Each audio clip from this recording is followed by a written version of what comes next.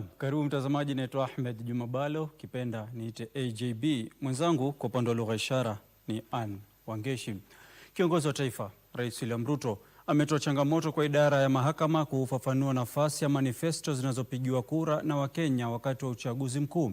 Rais amesema vizingiti vya kisheria vimezuia utekelezaji wa ahadi muhimu zinazotolewa kwa Wakenya wakati wa kampeni za uchaguzi. Aliyasema hayo alipoongoza hafla ya kuapishwa kwa majaji wapya wa mahakama ya rufaa katika ikulu ya Nairobi. Siku moja baada ya kuteuliwa, majaji wapya 15 wa mahakama ya rufaa wameapishwa. I, Joseph Kipchumba Kigen Katwa, a judge of the Court of Appeal. Rais alitumia fursa hiyo kutoa changamoto kwa idara ya mahakama kukadiria amri zinazokwamisha miradi ya serikali, ilhali miradi hiyo iko kwenye manifesto iliyopigiwa kura na Wakenya. I will be in a short while approaching the court to help me understand the place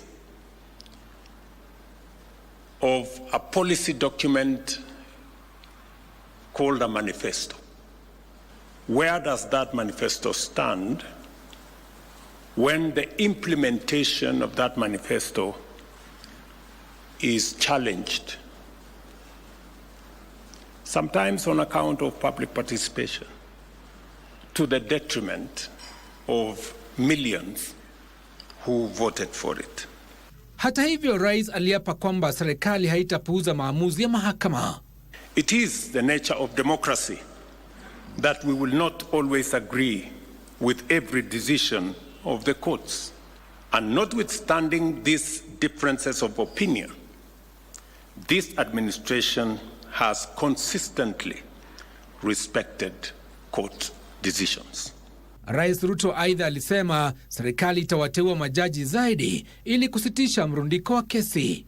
Baada ya kuapishwa, majaji wa koti ya rufaa wameombwa kuzingatia uadilifu na uaminifu katika utoaji wa huduma. Giverson Maina, Darubini, katika ikulu ya Nairobi.